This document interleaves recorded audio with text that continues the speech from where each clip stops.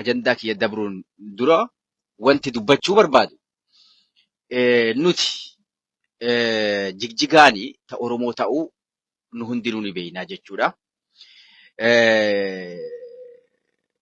Asoo silaa jigjigaan teenya jennee gaafa Hasan Aliifaan kennan irraa jalqabnee hayyoonni keenya, aktiivistoonni keenya, beektoti keenya silaa waa'ee jigjigarraa kan dubbachaa turre taate har'aan tana Dirree Dawaan gaafii keessan galtu.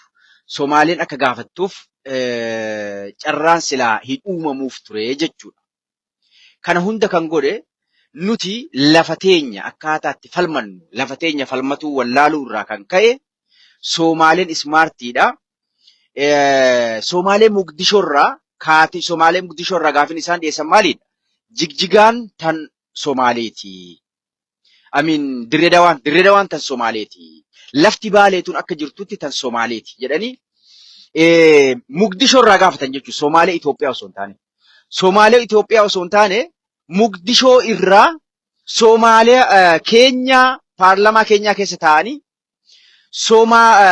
baalee guutuun tan Somaaleeti. Waalaikum salaam, welcome kuufaa keenya. Dirree Dawaan tan Somaaleeti. Cinaaksan naannawi sun hundinuu Harargeen cinaa tokko baalee guutumaan guututti tan Somaaleeti jedhanii Somaalee Itoophiyaa osoo hin taane Somaalee keenya tan sitiziina dhalootan keenyaa ta'an tan biyyoota adda addaa keessa jiran Ihlaan Umarfaa ta Ameerikaa keessa teesse Itiyoophiyaan cinaan tokko tan Somaaleeti jettee Dirree Dawaan cinaaksan baalee akkasuma cinaan tokko guutuun tan Somaaleeti jettee falmaa jirti jechuudha. Ameerikaa keessa teesse. Shis koongiresii agartee Ameerikaati. Ameerikaa keessa teessee falmatti jechuudha. Keenyaa keessa teettee falmatti jechuudha lafa teenya ta'a Oromoo tana. Akkasuma naa qabi. Biyyoota garaagaraa keessa taa'anii lafa Oromoo tana falmatan jechuudha. Because akkaataatti falmatan beekan uummanni kun jechuudha. Sheer godhati gaa namni agartee lafti lafeedha jettee amantu. Lafti lafeedha jettee namni amantu hundinuu sheer godha. Wanti guddaan pooyintiin irraa dubbachuu barbaadu Dirree Dawaa takkanaa jedhe. Cinaaksan lama naa jedhe. Baalee laal sadaan kun addaan hafuu hin qaban. Sadaan kun addaan hafuu inuma hin qabanne. Because kan dheengadda baatii lama dura Somaaleen Baalee cinaa tokko guutuu aanaa 16 guutuu falmattee labsattee jechuudha. Abiy Ahmad kenneefi murteeffattee eebbifattee Naayiroobii keenyatti teessee murteeffattee imbasii Itoophiyaa imagine.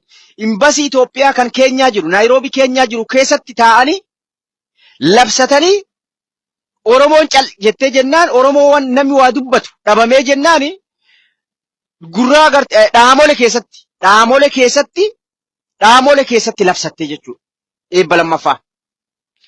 Asoo Oromoon callisuu baate, asoo aktiivistoonni Oromoo gaafas callisuu baatee akkuma amma dhimmi Dirree Dawaa ka'ee jennaan hafarsan kanatti kan waliin hafarsinu taate wal qabsiifnee waliin agartee irratti duullee dhimma kanarratti jabaannee kan falmannu osoo ta'e ardhaan tana silaa Dirree Dawaa gadi bahanii Dirree Dawaa keessa taa'anii Oromoon killee gurguruudhaaf dhufti malee aanan nuu fiddee nuu gurguruudhaaf dhufti malee Oromoo waa takka irraa hin qabdu silaa hin jettu jechuudha. Asoo maalidha? Asoo nuti tokko taane falmattoonni haqaatu hayyoonni Oromoo dhimmi lafaa dhimma lafeeti. Baalee muramuuni Somaalee kennamuun hin ta'u inuma hin taane lafa Oromooti akkamitti kennama jenne afaan tokko taane Booranni gaafa mooyyalee dheengadda agartee Somaaleen labsattu irraa dubbanne arra silaa Dirree Dawaa qoma baaftee keessatti Somaaleen walgahii dhiyeeffattee akkasitti Oromoon nyaata agartee gurguruudhaaf baadiyyaarraa magaalaa teenya tan Dirree Dawaatti killee nuu gurguruudhaaf dhufti malee aanan nuu fiduudhaaf dhufti malee kuduraaf muduraa nuu gurguruudhaaf dhufti malee waa takka irraan qabdu siin jedha silaa yaa Oromooti jedhuuba. Oromoo siyaasaa feete deeggar. ilaalcha siyaasaa garaagaraa haa qabaannu. Dhimma lafaa irratti nuti wal taanee falmachuun dirqama tahaa jechuudha. Dirqama tahaa jechuudha. Asoo nuti silaa jigjigaan tan Oromooti jennee osoo seenan beeynu barkaleessa hawwan keenya maanguddoon teenya gootowwan keenya jigjigaan akka ta Oromoo taatetti jigjigaa bira darbee Jibuutiin akka ta Oromoo taatetti nutti himaa guddanne bara obboleeyyan kiyya. Nutti himaa guddanne bara. Nuti irraa dhugaa hanga gaaraa geessu qabanneeti falmachuu wallaalle. Soomaaleen ismaartiidha. Mugdishoo teessee Dirree Dawaa falmatti. Mugdishoo teessee Baalee Kuutuu falmatti jechuudha. Eessa jirra nuti? Ajandaa fedheef Abiyyi haa kaasu. Ni beeyna. Abiyyi akka ajandaadhaaf torbaan tokkos ta'u magartee ajandaan irraa jijjiirame. Waalaikum salaam. Sheer godha waliin gaa. Dhimmi lafaa dhimma lafeeti. Siyaasaa barbaanne haa deeggaru. Siyaasaa barbaanne haa hordofu. Ilaalcha siyaasaa garaagaraa haa qabaannu. Dhimmi lafaa dhimma lafeeti. Wanni guddaan har'aan dhufeef tokko nuti Oromoon eessa jirra? Akkamitti agartee wal taanee falmachuu dadhabne? Yeroo dhimmi Dirree Dawaa ka'u dhimmi Baalee ka'uu qaba. Yeroo dhimmi Baalee ka'u dhimmi Cinaaksan ka'uu qaba. Keessattuu falmattoonni haqaa nuti falmattoonni haqaa jechuudha. Warri agartee durgoodhan hin sobamne, warri garaadhaaf hin falmanne, warri kaarimeetira 200 naa kennan jettee mootummaa zaalimaa kana cinaa hin dhaabbanne, warri rakkoo hawaasa keenya, rakkoo lafa teenya, daangaa teenyaa irratti wal taanee dalaynu nuti wal qabsiifnee dhimma sadeen kana irratti waliin hojjechuu danda'uu qabna. Dhimmi Dirree Dawaa ka'ee jennaan dhimmi Baalee abadan jalaa hafuun qabu because aanaa 16tu Soomaaleedhaaf muramee kennamee jechuudha. Baatima takka dura imagine. Yeroo dhimmi Dirree Dawaa ka'u dhimmi Baalee hafuun qabu. Yeroo dhimmi Baalee ka'u dhimmi Cinaaksan hafuun qabu. Garaagarummaan Baalee fi Dirree Dawaa fi Cinaaksanii Oromoo biratti inuma siruma hin jiraanne jechuudha. Maaliif lafti lafeedha lafa Oromooti? Lafa keenya.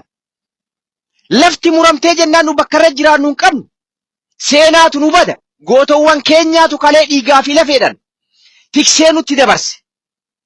Ardhaan tana amaanaa gootowwan sanii nyaachuu ta'a gaafa Baalee muramtee nuti callifne. Gaafa Dirree Dawaan dhufee akkanumatti ate gartee killee gurguruu nu dhufte malee tanteetiin nuun jedhan.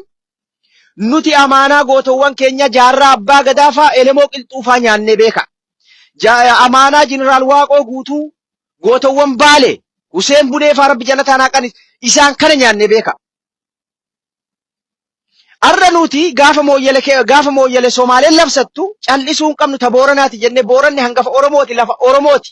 Nu Somaalee agartee achiin daangessitu inuman beeyne jechuudha. Oromoo fi Oromiyaan daangaa Oromiyaa guutumaan guututti nuti ni beeynaa jechuudha. Asiin Keenyaa malee Somaaleen nu daangessitu hin jirtu jechuudha. Gara fiiltutiini Somaalee guddaa nu daangessa daangaa keenya ni beeynaa jechuudha. Gara Baaleetiin daangaan hangam takka akka fagaatu kiiloomeetira hagam akka fagaatu haga Somaaleetti daangaan keenya eessaa fi eessa akka ta'e ni beeynaa jechuudha. Arra dhufanii dhaamolee gammoojjii Baalee guutumaan guutuu aanaa 16 gaafa Somaaleen labsattu Oromoon guutuun hayyoonni Oromoo aktiivistoonni Oromoo callisuu hin qabu jechuudha. Maaliin haqa kan kee falmachuun Somaalee walitti buusu miti.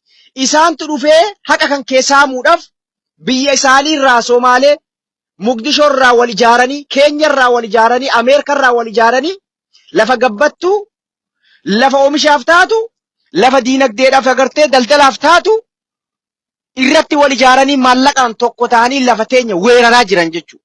Gaafa isaan lafa teenya weeraran nu ati ammoo haqa kan kee falmachuun Rabbi biratti illee akka ilma namatti illee dirqama qabdaa jechuudha Oromoo.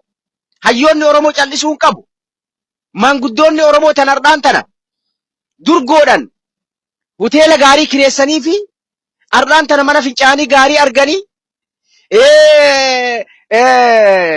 kaldhoo yookiin immoo itilee irra rafuu irraa gara firaashat dabarsitee kaadireen tun daldala siyaasaa isaaniitiif maanguddoo dhageettii qaban maanguddoota Baaleefaa olomaa'ota Baalee VAT harka kaahanii dhugaa Oromoo ittiin ukkaamsu daldala agartee siyaasaa ittiin daldalu ni deebisa Siraaj keenya ni deebisa sheer godha laal gaafa gaazini naannoo Somaalee keessa argame jedhan lafti qabdii kennamtu lafa Baaleeti lafa baalee kennaniif already Oromoo irraa dubbachuu callistee jirti. Oromooni calliste jechuu kennaniifi labsattee qondaaltota isaanii gurguddoo irra yaamte kaadiree Oromoo kaadiree madda walaabuu ta garaa malee seenaa hin beeyne garaa fi guuttachuu malee seenaa hin beeyne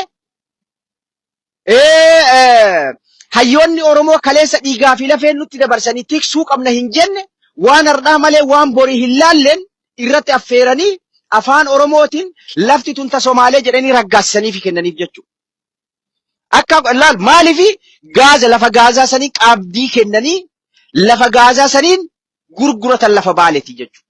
Cinaaksan Harargees akkasuma gartee lafa gaazatiin Somaaleedhaaf kennan jechuudha. Waadaa galan jechuudha. Itti dabalataan Dirree Dhawaan irra wani deemaa jirtuuf maalidha?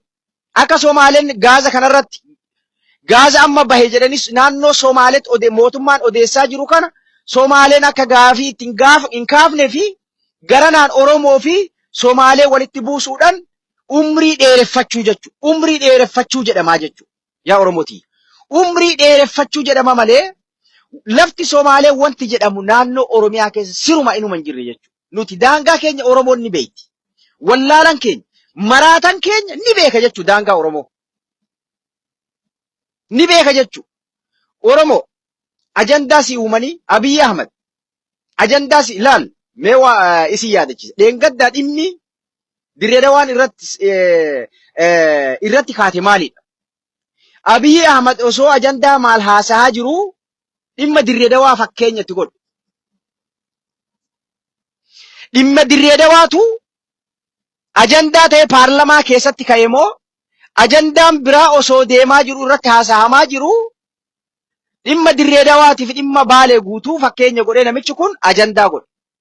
Kunillee isinii galu sababa inni kaasee fi sababa ajandaaf umrii dheereffachuuf hawaasa kana walitti buusuudhaaf kun tahee jechuudha. Dhimma Walqaayit fa'aa paarlamaa keessatti ka'e. Dhimma Walqaayitu ka'e waalaikum salaam. Fakkeenya godhee Abiy Ahmed Dirree Dhawaa dhimma Dirree Dhawaa kaasee jechuudha. Wallaalan tokko fayyaalessi faarsee bulaan faarsitee bultoonni garaa guuttatuu malee faayidaa isaaniif malee dhimmi uummataa isa hin ilaalchifne. Dhimmi uummataa isaan hin yaachifne.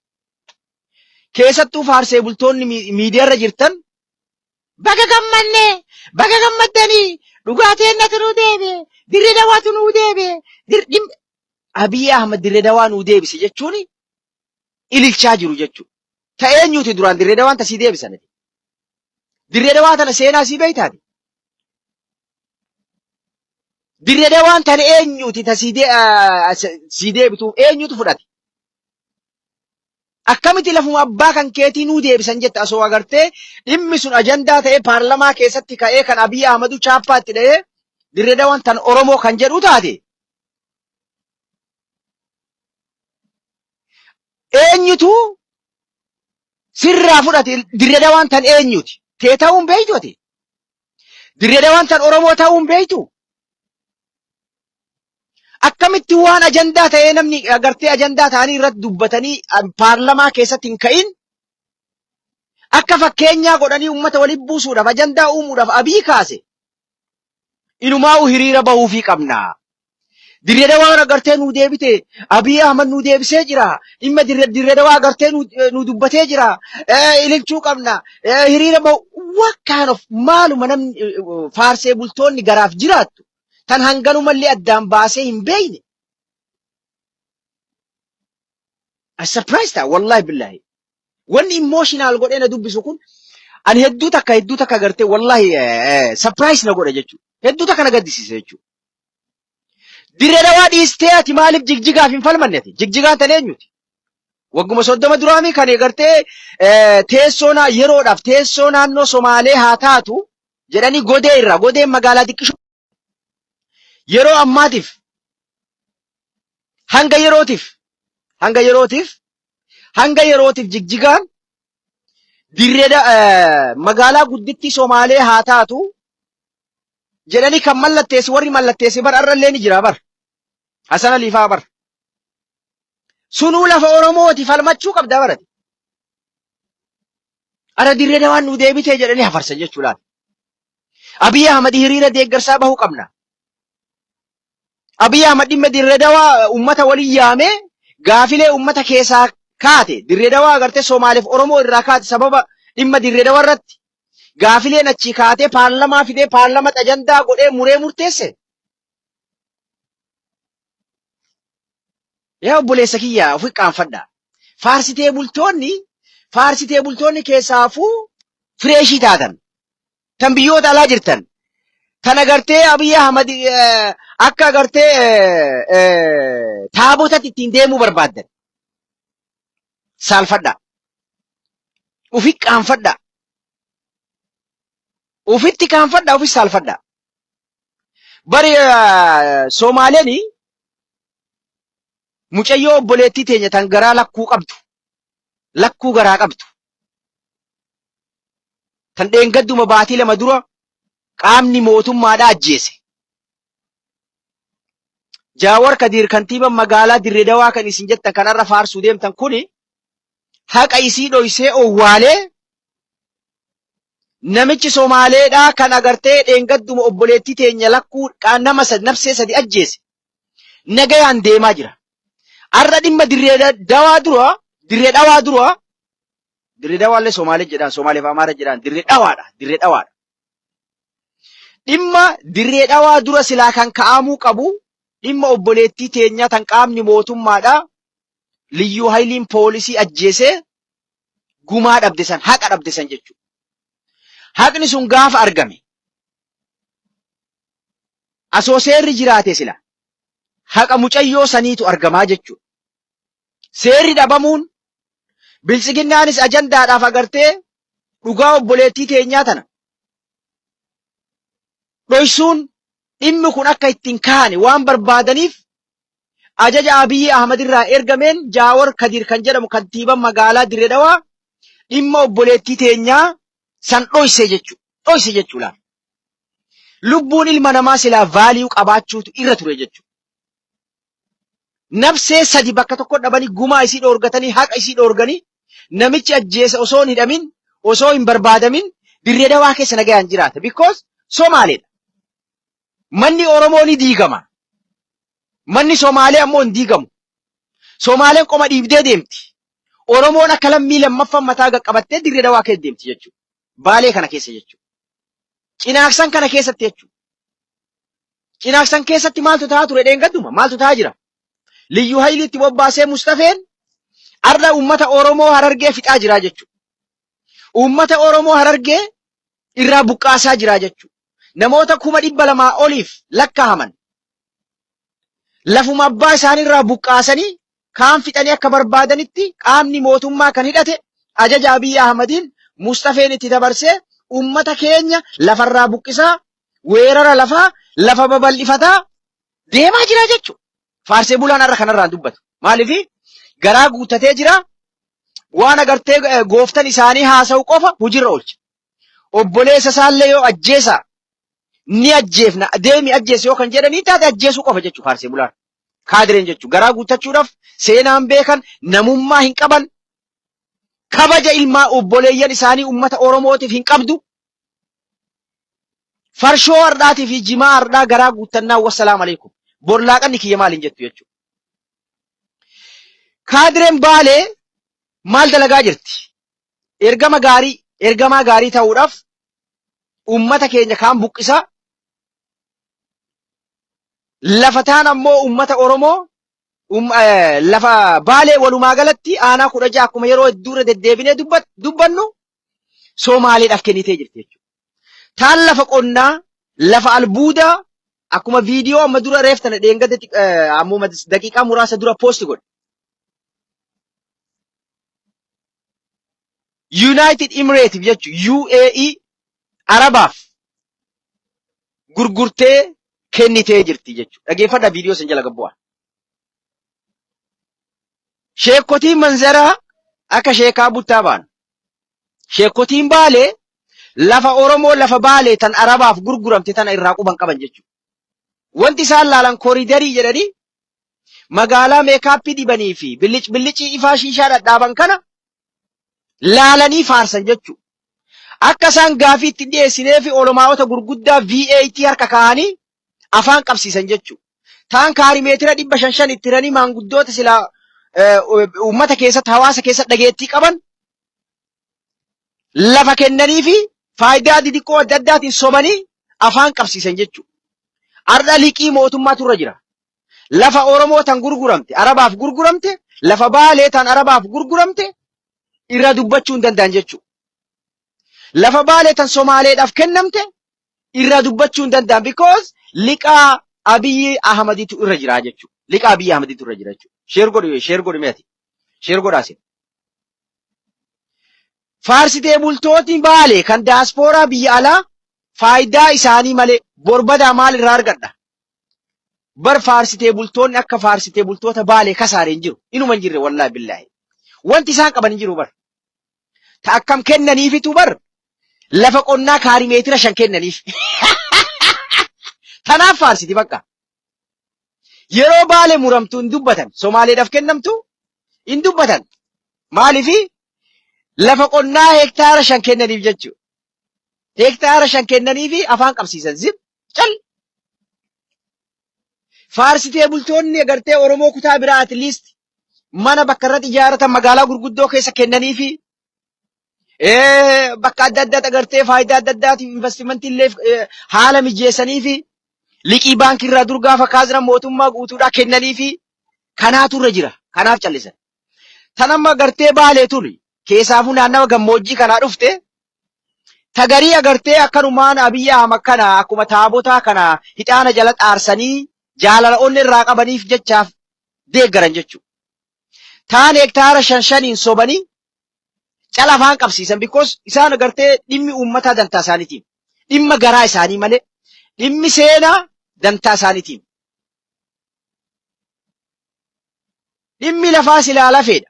Ilaalcha barbaanne qabaannus siyaasaa garagaraa deeggarrus dhimma lafaa irra silaa tokko taane waloodhaan falmachuutu irra ture malee lafa Baalee daangaa Baalee san kan hayyoonni Oromoo gootawwan Baalee tiksanii lafee fi dhiigan tiksanii asiin gaan arda silaa lafa saniif dubbachuutu irra ture. Mootummaa yoo barbaadan isaa deeggaran. Mootummaa isaanii gaafa inni lafa muree kennu maaliif kennita? Lafti tun lafa teenya kennamuu hin qabu jedhanii mormuun dirqama irra ture jechuudha. Isaan mormuu dhabuun garaa isaanii guuttachuuf faayidaa dhuunfaa isaaniitiif kajeellaadhaaf boroo agartee mootummaan kun yoo itti fufe waan akkanaa ni arganna jechuudhaan dhugaa uummata Oromoo afaan qabanii bira ta'an jechuudha. Waggaa 9 dura uummanni hawaasni Baalee gammoojjii kun liyyuu hayiliin Somaalee yeroo adda adda buqqisaa turte nama 9,000 irraa haga 10,000 lakkaa'amu waggaa 10 dabran kana buqqaanii sharaa jala jiraatan jechuudha. Har'a namni irraa dubbatu hin jiru. Daaspooran biyyoota daaspooran madda walaabuu yeroo asii deemu takkaa dhaqee ilaalle uummata kana. Waa'ee hawaasa kanaan dubbatan. Because isaan garaa isaanii guuttachuuf faayidaa dhuunfaa isaaniitiif malee hawaasa kanaaf dantaa takka hin qaban jechuudha. Yoo hunda isaanii buqqaaftee Somaaleen akka jirtutti aanaa madda walaabuu guutumaan guutuu fudhatte dantaa isaaniitii miti. Dantaa isaaniitiin seenaa irraa dantaa hin qaban, uummata keessaa bahee dantaa irraa hin qaban, ofii isaaniitiin mana gartee oowwaa, bishaan oowwaa, shaawarii oowwaa seenanii ilmaan isaanii guddifatanii jiraatan jechuudha. Namummaa hin qaban jechuudha. Namummaa as himaanidhi iyyuu qaban jechuudha. Welcome, Booniyyee welcome. As himaanidhi. Faarsitee bultoonni akka Baalee keessaafuu aanaa madda walaabu. I never seen. Kaadireen keessaalleen akkasuma jechuudha. Kaadireen aanaa madda walaabuu dheengadda fuutee Booranaa lafa seenaa kennite mallatteessitee kennite jechuudha. Wal ijaaranii keessaaf yaala. Dheengaddaa sun Oromoodha yuumee Booranaa fi homaa miti. Booranni Oromoodha, hangafa Oromooti.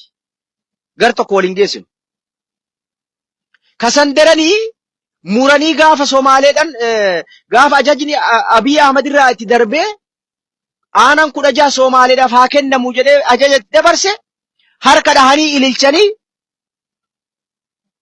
paadii qopheessanii fi irratti hirmaatanii waliin baga gammaddanii jette laal kaadireen.